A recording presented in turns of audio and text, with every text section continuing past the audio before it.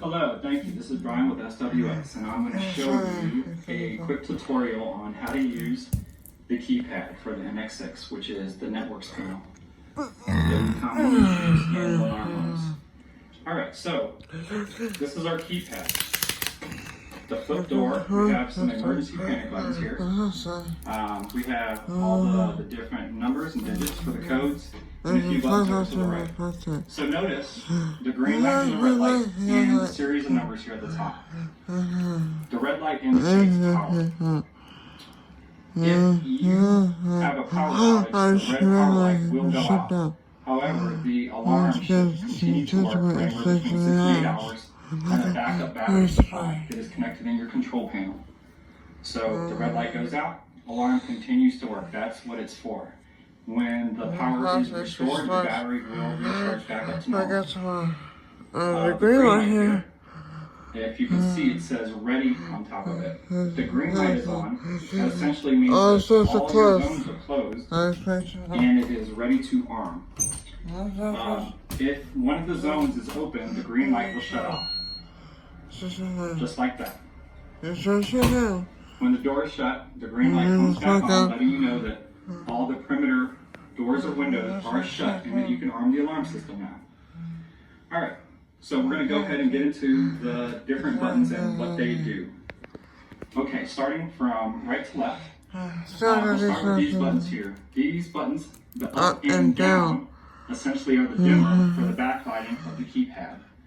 So if I press this all the way up, you can't see the lights, the light's being on. But that is the brightest of my dimmer. And if I go all the way down until it beeps, that's basically shutting the light in the back off 100%. We're going to go ahead and leave it on. Okay, the next button I want to cover is the chime button. Notice the light next to the word chime. That means when you open the door, you'll have a chime. Now, if I turn that button off, it toggles on or off. Remove the light. Now when I open the door, it's silent. You can see my number 1 light lighting up because the door is opening. Alright, we're going to leave it back on for demonstration. Okay, now we're going to cover the different ways to arm your alarm system. So there's basically 2 different ways to arm the alarm, technically 3. You can arm it when you stay at home, or you can arm it when you go away, when you're exiting. So first we'll cover stay arming. To arm it and stay, you can type in your master code and then press the stay button afterwards. Okay. Notice how all the different lights here came on automatically. Those are all motion sensors in our home, and they automatically bypass when we set the alarm in stay mode. That is so when you're home at nighttime and let's say you got up in the middle of the night to walk to the kitchen, you don't accidentally set off a motion sensor and have the alarm go off caused by you. Alright, so at nighttime when you're arming the alarm in stay mode, the motion detectors are temporarily bypassed, and that's indicated by the zone numbers lighting up solid. So this is the typical way of arming and stay. However, there is always a delay that's set on the front door, and that delay is set there for somebody to come back after the alarm has already been set and to enter with a delay time, with enough time to disarm the alarm system. So to avoid having a delay at the front door, you'll hit the stay button a second time. And that's indicated by the instant light over here to the left. It's the second one down on the left. It says instant. And when that red light is on, that indicates that the front door is now on instant. There is no delay.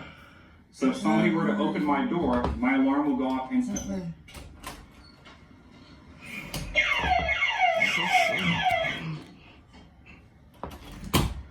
Alright. Okay. So, and the purpose for that is, if someone were to kick in your front door, the alarm is going to go off immediately, as opposed to leaving a 30-second delay before, number one, the alarm goes off, or number two, the cops can dispatch. Okay. That's it, sir. And, okay, so that's how you arm it and stay. In some cases, the programming is set up so you can just hit the stay button without typing your code. Just make sure that you hit the stay button twice and arm it in instant mode. And that way you know that you're covered. That's it. That's it. Alright, we're going to go down to That's exit. it. Right here. When you're exiting, this is called away arming. To arm the alarm system when you're leaving and going away, simply type in your master code.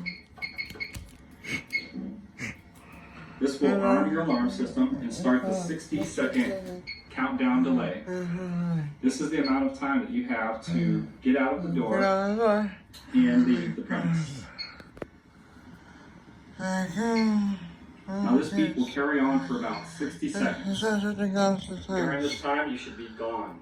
The last 10 seconds of this 60-second process, the beeps go a little bit faster, indicating that you're running out of time and that you should probably get it going. If for some reason you need more time, please disarm your alarm system and then rearm the system on your way out. Always arm and then leave instantly afterwards to avoid all false alarms. After that, on your time, when you return, you can make a to sound. disarm your alarm, the only thing you'll have to press is your 4-digit code. And that's that. Simple as that. So to arm, I type in my 4-digit code. To disarm, I type in my 4-digit code. Okay, that's it. The next button that we'll cover is the bypass button. Bypass is used to arm your doors and windows through the night, and maybe you want to have a particular window or door open. So to bypass you hit the bypass button. Then you hit the zone number that corresponds with the zone you're trying to bypass. And then go back to the bypass button and hit it twice. And now you can see the light is on solid and it has bypass zone number 2. So let me show you a few more bypasses. I'm going to bypass 3 zones. Bypass 3. Bypass, bypass, bypass 4, bypass, bypass, bypass 5, bypass, bypass. Now, I'd like you to note that you will never bypass unless you are going to arm the system immediately after bypassing those zones. So now that we have the zone bypass, I can go ahead and arm the system and stay in instant mode. Oops. Now the alarm is set and my zones are all bypassed and ready to go. So when I wake up in the morning and want to disarm my alarm system, I simply type in my code and it releases all the bypasses. Now bypassing has to be done manually every time you arm your alarm system unless it is a motion sensor. Motion sensors will always bypass automatically. Alright? Okay, that's that covers bypassing. The last one we have is the cancel button. Cancel button is only ever used for a false alarm, nothing else. It's not used for any other feature. To use the cancel button, this is when if I set my alarm and somebody accidentally opens the backsliding door and sets the alarm off, I can come over and disarm my alarm system and hit the cancel button. The cancel button sends a cancellation signal to the central station, and that order will not call or dispatch police department. It literally cancels your alarm. So if it was a real burglary or a real situation, then please do not hit cancel because then you will be on your own and will not have police response. Okay, so that covers the cancel button. And then next over here to the left, we have our 3 panic buttons. We have fire, medical, and police. These buttons all have a note that comes with the keypad and tells you to hold these buttons.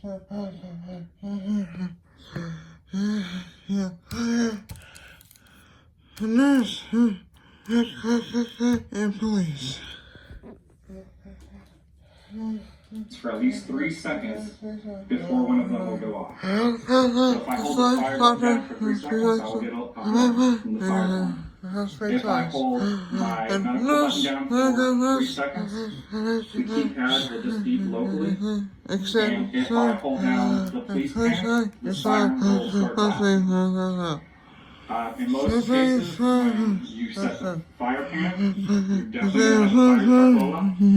If you hit the medical panic, normally they're going to try to verify what the situation is, and if nobody answers, they're going to definitely send an ambulance your way. Instead of the police, they're not calling first to verify anything. This is a police panic, so if you hit this button, expect to have the police show up. Okay? And that takes care of all the buttons. So 2 more pieces. One is going to be the duress code. Duress code is an alternate code to your master code that's used in case of a life or death emergency when re-entering your home. So this is something that usually happens at nighttime, and somebody would be walking into the house, and would-be burglar would walk behind you and push you into the house. And because your alarm is set, they're going to be ordering you to disarm the alarm system. So this code will be used in place of the master code to make sure that the police respond, and this could possibly save your life. So our company uses the duress code at 2580. So any panel that we install will have that code set to it. So it doesn't matter that other people have the code. If that code is hit, it sends a first priority response, which means send the cops immediately. A duress code means my life is in danger. Somebody has a gun to my head, and respond immediately. So that cuts the response time down drastically. From going from maybe 10 to 15 minutes, we're talking about from 2 to 10 minutes, easily. So that's the duress code. So to turn off your alarm while it's armed, you just hit our duress code 2580. That'll disarm the alarm system. And at the same time, it will send a silent panic to the police department, so they will acknowledge that you were under duress. Duress again. I mean, life or death. Angry. You go, execute it. We'll send a hit squad. Okay, so Oh, the what's last that? piece here We're not gonna do is, anything yet. that we would need to cover is changing the code. And we will go ahead and change the code On the next slide. part. Thank you.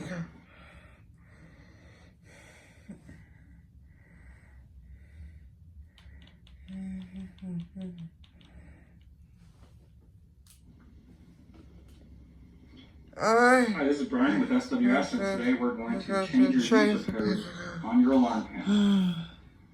So to change the code on your alarm panel, if this is your alarm keypad, and this only works on this specific keypad, I just don't know what you yet. want to hit star 5, Sometimes your master code, which here is 1111. Then you want to hit 01, which means we're changing the master code. Then enter the new code, which I entered 2222. And now the green light is blinking, which means it was entered successfully. And now I want to hit pound to save it. And then afterwards, go ahead and try your new code. 2222. Make sure it arms the alarm system. And then try it one last time, 2222. And make sure it disarms the alarm system. And that's how you change the master code.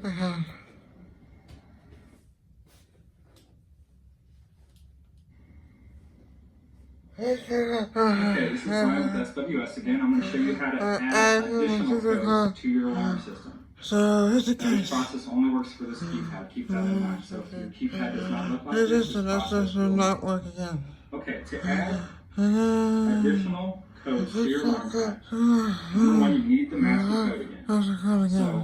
So our master code is 2222. So to change or add additional codes, you want to type star 5, then the master code.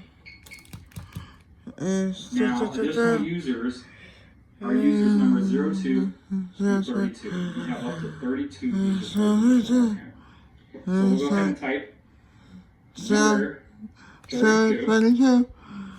And then we'll type in our new code, which is 3333. Oops. And as long as the green light is blinking, I can hit pound and enter it in. And now to verify that code number 32 is working, I will type in 3333, verify the alarm light comes on, then hit 3333 and disarm it, make sure the alarm light turns off.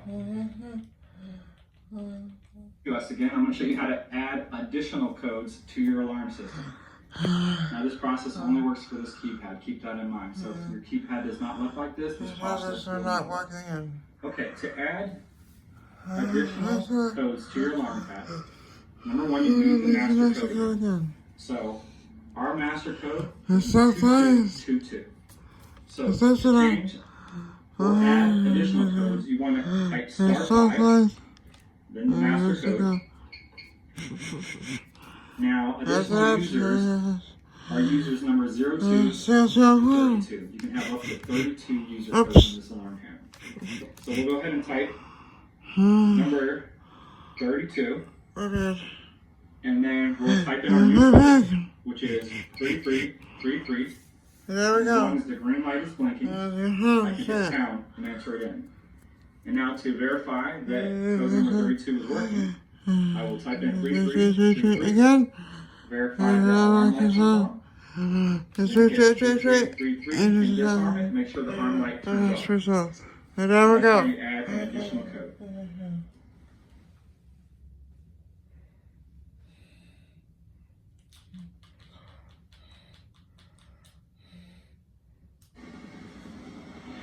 This is Brian with SWS, and this is how you delete additional codes from your alarm pad. Now, you can never delete your master code. You can only change the master code. You always have to have a master code.